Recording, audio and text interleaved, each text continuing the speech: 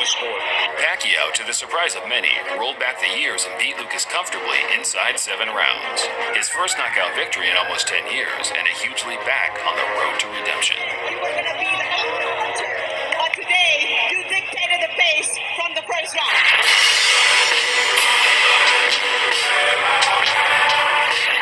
By far, Pacquiao's most feared rival in his career to date was the former 6-weight world champion and elite pound-for-pound superstar Juan Manuel Marquez.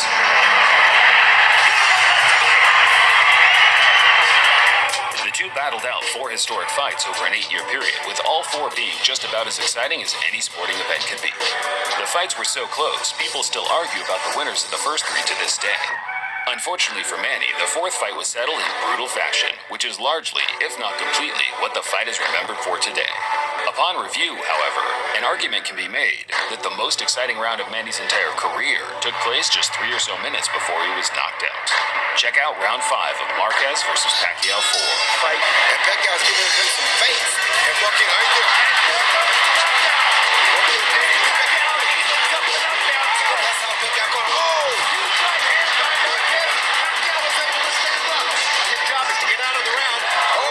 Marquez hurt bad. Marquez hurt bad.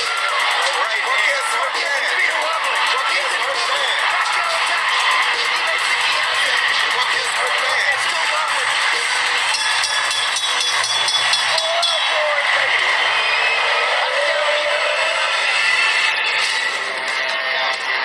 Today in sparring. None of that means anything now.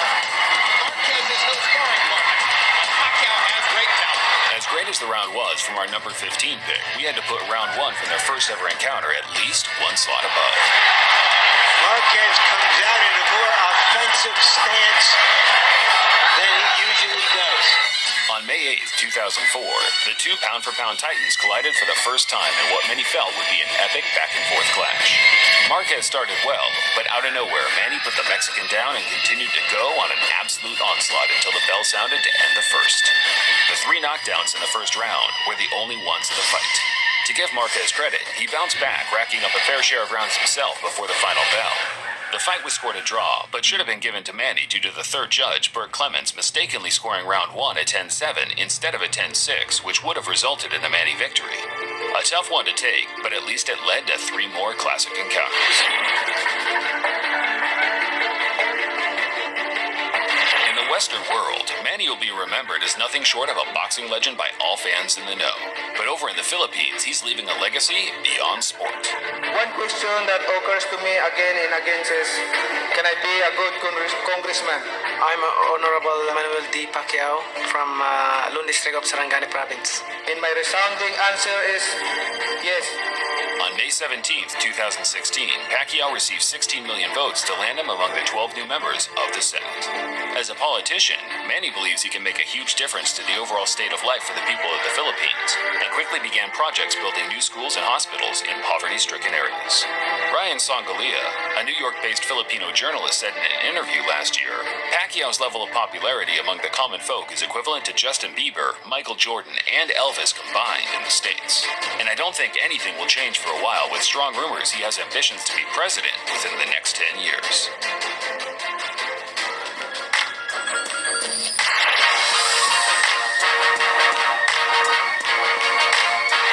We couldn't make a Pacquiao video without mentioning his big upcoming fight with Keith Thurman this week.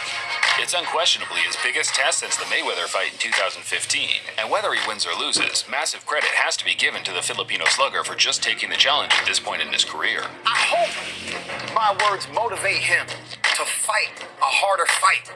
Because for me, it's just going to make it an easier night. Here is a quick rundown of the stats and a brief look at how their performance cards look at this period of time. May the best man win.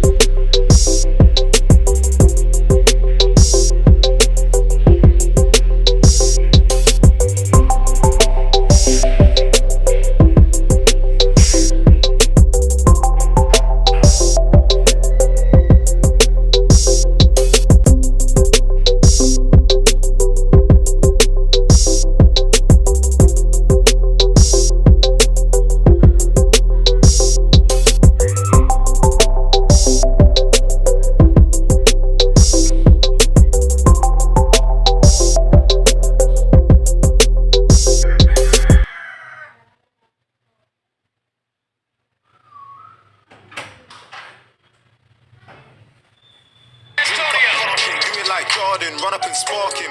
My G's been on badness, way before they had a mustache like Starling. And his teams will love him.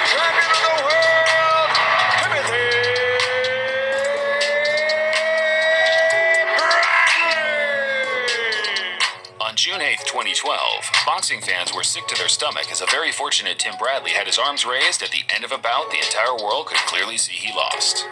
Pacquiao won at least 10 rounds. It was clearly lopsided. Prominent sports writers for websites such as Bleacher Report, The Sabotage Times, and ESPN all ranked the fight in the top 5 worst robberies in the entire 120-year history of the modern sport. It truly was a disaster and had to be settled in a rematch sooner rather than later. What I need to prove, I already proved that, I can easily win. On April 12, 2014, the stage was set at the MGM in Las Vegas.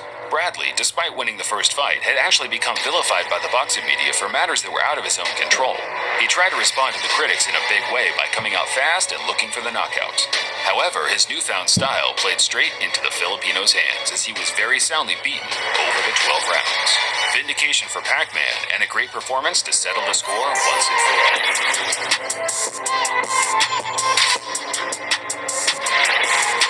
A boxing highlight reel wouldn't be complete without an infamous trash talker beatdown. Floyd just fucking fought 60 seconds and got 9 million, and I'm trying to fight Tom Brady after I beat Pacquiao, so I don't want y'all to have nothing to say about this shit. On January 19th, 2019, Pacman faced the brash, big-talking contender Adrian Broner in a pay-per-view bout on Showtime Sports. Man, no disrespect, but he ain't fighting Floyd. Absolutely, let me ask you He this. fighting me. But do you think... I'd beat your motherfucking ass, man. You worry about Floyd. AB, also known as The Problem, was up to his usual pre-fight antics during the build-up. He claimed that Manny was too old, overrated, and unprepared, all of which turned out to be false, as Pacman beat him easily without really breaking a sweat.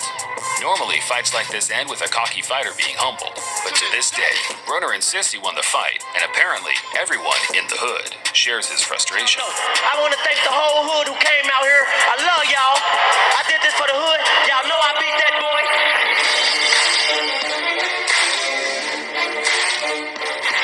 When it comes to the pre-fight documentaries on HBO, Floyd Mayweather has always been the star of the show.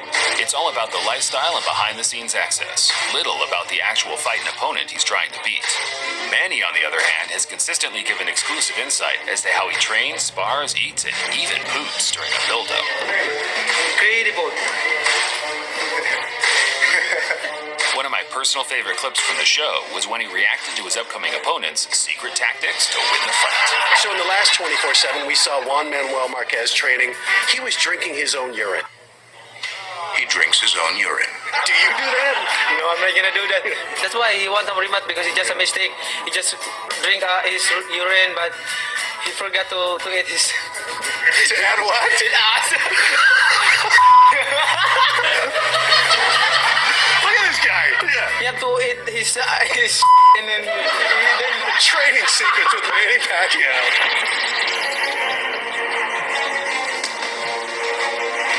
There's a long and interesting history of legendary boxers retiring former legends of the ring. What's also referred to Manny, the winner by unanimous decision. Gene Tunney retired Jack Dempsey, as Marciano did Joe Louis, as Fury did Vladimir Klitschko. The old makes way for the new, and Pacquiao had his chance to take over for one of the most successful and popular fighters of recent generations in Oscar De La Hoya on December 6th, 2008. Dangerous and destructive. Largely a 1-2. Jab, jab, straight left hand. His ability to fashion the first hand, or the lead left hand, starting his offense with it, as he's doing there, shows how much he's progressed as a tactician. One thing that to me is very obvious. What was nicknamed the Dream Match actually turned out to be a mismatch. Pacquiao completely dominated the former champ. Round after round, the Golden Boy was beaten black and blue. Thankfully, for Oscar's sake at least, his corner eventually threw in the towel and awarded Manny the title of the People's Champ.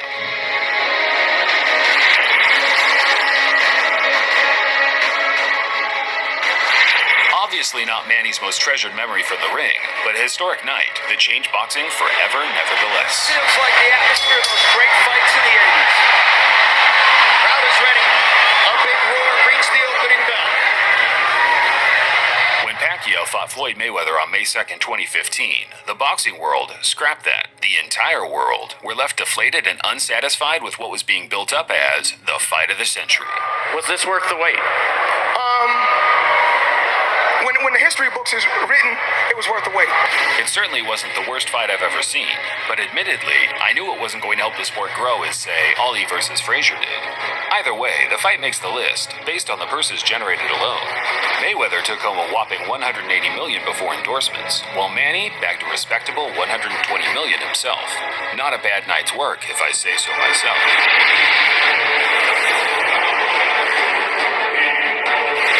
Pacman, as seen in this video, has had many great moments throughout his amazing career, but in 50 to 100 years' time, I can guarantee that the years from 2005 to 2010 will be the ones that fans refer back to as a close to unbeatable version of the fighter. Well, I've already accorded him the greatest Asian fighter ever, the greatest left-handed fighter ever.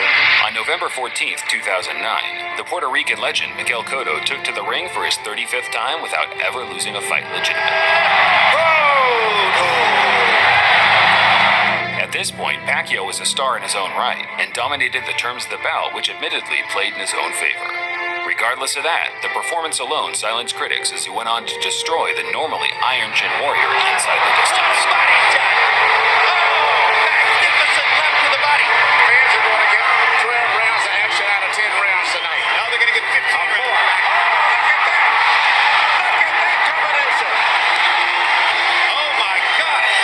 The full array of Pacman's skill set was on display that night, an excellent performance and one myself, among many others, will never forget. Now Kenny Bayless does Best believe I pay-per-view. Best believe I pay-per-view for the shit. While Pacquiao has scored some brutal knockouts early in his career, the tail end of it saw mostly only decisions go his way. You hit like a bitch.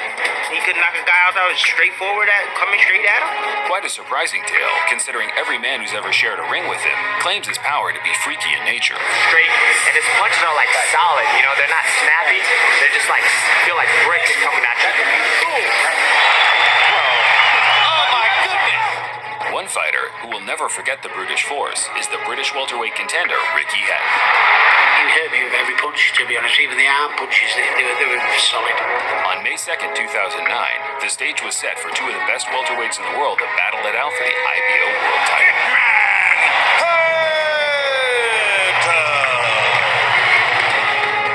Hatton, a tough warrior himself, was very mindful of Manny's skill set, particularly his power, before the bout. However, his mindful attitude turned to fear for the opening bell, as he was well and truly beaten to a pulp. They like each other. Follows the jab with a hook, comes back with another jab. There's the straight left hand, and he landed it right on Hatton's chin. And down goes Hatton after he swings and misses with a left hook. It was only a matter of time before Pacquiao would find a shot to end the fight, but no one expected it to be as soon and as brutal as it was.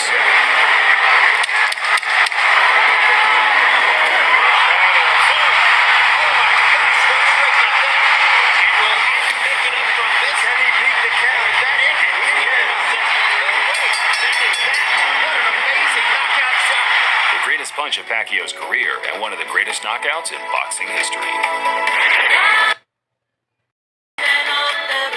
It's never going to be easy to narrow down a list like this to one particular moment. Manny has done a lot to admire. However, one particular fight deserves a special mention due to the satisfaction that it gave to boxing fans around the world. He's missing the election, all that, but you know what? To me, I think he's scared, and Freddie Roach is scared because he's not going to be the superstar no more. He's just going to be maybe a super, maybe, but the stars coming up is going to be Margarito. On November 13th, 2010, Pacquiao faced off with who can only be described as the villain of boxing, Antonio Margarito. Enfrente de mí. Le va a doler como si trajera yeso, pero no hay nada de ventaja. As mentioned earlier, Margarito has been involved in multiple scandals over the years, and despite serving multiple bans for different instances, his attitude towards each scandal is what angers the fans. On top of that, he is good. Very good. One of boxing's toughest warriors, to be more precise. A man that can take just as much as he gives. And on most occasions, that's a heck of a lot. It went from an exhibition of skill to an exhibition of will. Antonio Margarito has said that Manny Pacquiao better be ready for war. close to 6 foot, Margarito towered over Manny in the ring. But again, that just became another factor in the satisfaction of the victory. And he turns it around and bangs Margarito viciously. Left cross straight on the bad eye. And another one.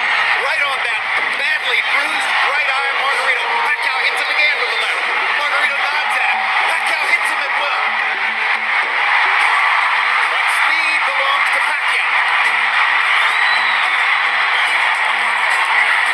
Left hook inside by, or left cross inside by Pacquiao. He lands the right hook too as Margarito steps in. There were moments where Manny had to dig deep to keep the big man from getting too close. But other than that, the performance overall was sensational.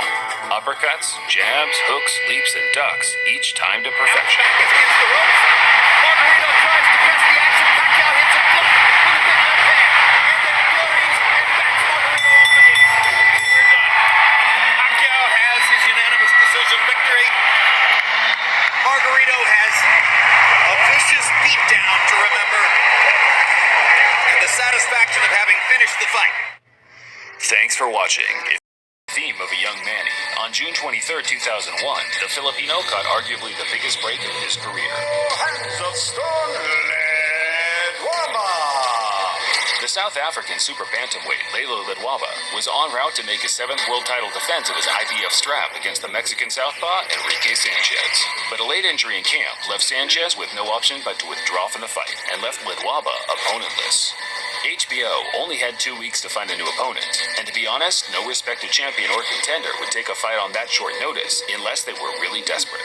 Manny, who had never fought outside of Asia at this point, was surprised when the phone rang and gave him an opportunity to fight in America for a world title. Absolutely. I think this guy just hit so hard that Ledwaba is totally on the defensive.